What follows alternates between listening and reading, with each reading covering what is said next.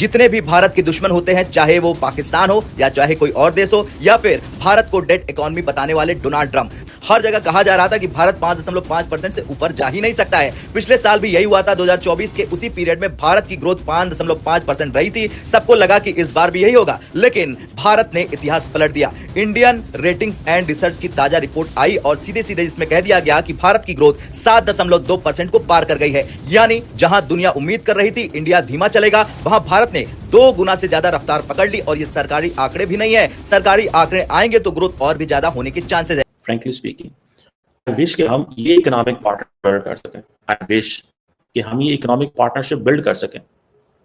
हमारा प्रॉब्लम यह है कि हम इकोनॉमिक पार्टनरशिप्स नहीं बिल्ड कर पाते, हम वो रिलेशनशिप ही नहीं बिल्ड कर पाते जो हमें करना चाहिए, हमें वो चीज ही नहीं कर पाते जो हमें करनी चाहिए। सो इस चीज को थोड़ा सा हमें, this is what we must understand. ये है उसकी गेम। अब भारत का कनेक्शन इस सारी चीजों से है क्या? तो क्या आप बोलेंगे भाई भारत की मार्केट को क्या होगा? दोस्तों, आपको मालूम है कि हमारा जो कंट्री है वहां पर भी बुल रन चल रहा है, स्टॉक्स बढ़ रहे हैं, ऑल टाइम हाई चल रहे हैं, कभी निफ्टी ऊपर, कभी सेंसेक्स ऊपर, और रिटेल इन्वेस्टर्स अपना सारा पैसा मार्केट में लगाते जा रहे हैं। लेकिन रियलिटी क्या है?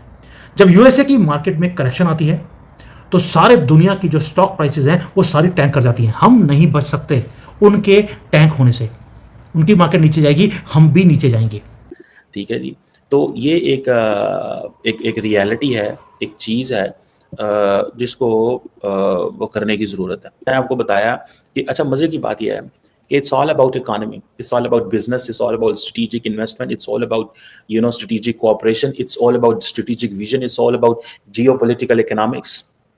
ठीक है जी, और जो उनके स्पेसिफिक आउटकम्स क्या होंगे, इसमें ट्रंप फैक्टर और अमेरिका फैक्टर भी मौजूद है, याद रखिए।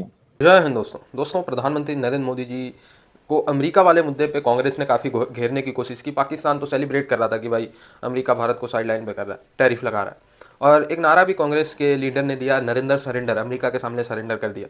ऑपरेशन सिंदूर में भी अमेरिका के कहने पर रुक गए और अब टैरिफ मामले में भी सरेंडर कर दिया। ये कांग्रेस कहती रही है और पाकिस्तान भी ये कहता है। लेकिन दोस्तों, आज के टाइम पर ये आ गया है कि टैरिफ लगाने के बाद अभी कुछ महीने ही बीते, भारत की अर्थव्यवस्था भी बढ़ रही है। जो रिपोर्ट्स निकल के सामने आए हैं कि 7% से भी ज़्यादा भारत की ग्रोथ रेट आई है टैरिफ लगाने के बाद।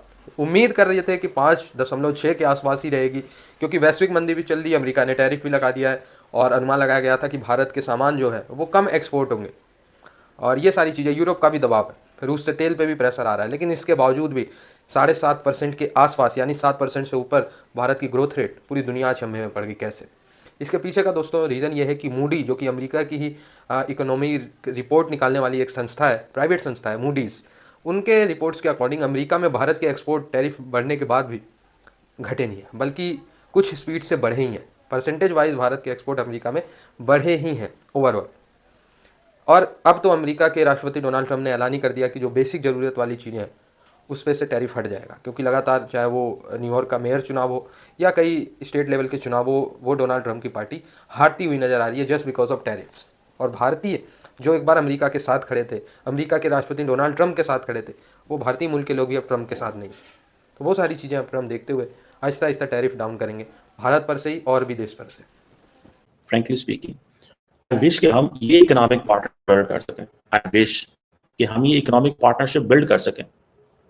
हमारा प्रॉब्लम यह है कि हम इकोनॉमिक पार्टनरशिप्स नहीं बिल्ड कर पाते, हम वो रिलेशनशिप ही नहीं बिल्ड कर पाते जो हमें करना चाहिए, हमें वो चीज ही नहीं कर पाते जो हमें करनी चाहिए। सो इस चीज को थोड़ा सा हमें, this is what we must understand. ठीक है जी, तो ये एक रियलिटी है, एक चीज है जिसको वो करने की जरूरत है। मैंने आपको बताया कि अच्छा, मजे की बात यह है कि it's all about economy, it's all about business, it's all about strategic investment, it's all about strategic cooperation, it's all about strategic vision, it's all about geopolitical economics. ठीक है जी, और जो उनके स्पेसिफिक आउटकम्स क्या होंगे, इसमें ट्रंप फैक्टर और America factor भी मौजूद है, याद रखिए। ट्रंप फैक्टर और अमेरिका फैक्टर इसमें मौजूद है। और ट्रंप फैक्टर जो है ना, वो बेसिकली इंडिया को बहुत ज़्यादा फोर्स कर रहा है कि वो डाइवर्सिफाई करे अपनी पार्टनरशिप को। One, secondly, Trump factor is not just in India. The Trump factor is also in the West as well, in Europe as well. वो समझते हैं, जैसे फॉर एग्जांपल ट्रंप ब्रिटानिया में कैसे आए। When Keir Starmer visited Trump after he became the president, तो उन्होंने अपनी जेब में से लेटर निकाला और उन्होंने कहा this is a letter from the king and this is a letter of an invitation. ये आपको किंग की तरफ से इन्विटेशन है स्टेट गेस्ट का।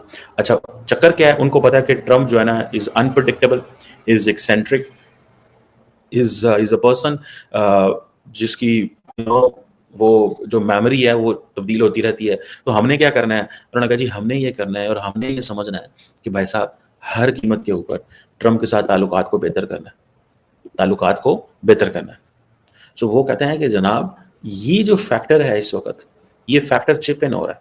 और कैसे चिप इन हो रहा है कि भाई ऐसे तैसे जैसे भी चीज़ें हो रही हैं उसमें द मोस्ट इंपॉर्टेंट थिंग जो सामने आ रही है वो ये है कि द ट्रम्प फैक्टर जिसकी मैं बात बता रहा हूँ, ट्रम्प फैक्टर में सबसे इंपॉर्टेंट चीज़ सामने आ रही है कि पता कोई नहीं है, इन्होंने जनाब लेटर निकाल दिया और कहा कि आपको किंग ने जनाब स्टेट गेस्ट के तौर पे बुलाया।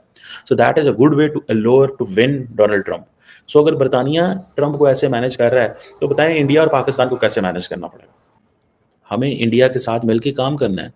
What they can afford is कि इंडिया के साथ इंडिया की मार्केट का फायदा उठाना है, इंडिया की मार्केट का फायदा उठाना है,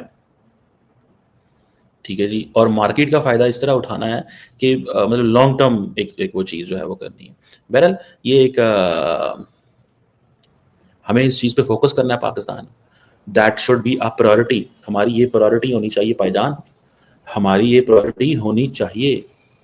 and if this is not our priority we need to work on this. हमें इस पे काम करना चाहिए, हमें इसके ऊपर काम करना चाहिए कि हमें इसको चीज़ को जो मैनेज कैसे करना है। बहरहाल ये एक ऐसा पॉइंट है जो मैं समझता हूँ कि देखने की ज़रूरत है, जो समझने की ज़रूरत है, जिसके ऊपर फोकस करने की ज़रूरत है, that how this all is going to be in shape. चीज़ें जो है ना वो कैसे वो होंगी। तो आज लेट हिम मैं तो जरा स्ट्रेटेजिक देखना चाह रहा था। और जो कैपिटल का फ्लो है वो रिवर्स होना शुरू होगा।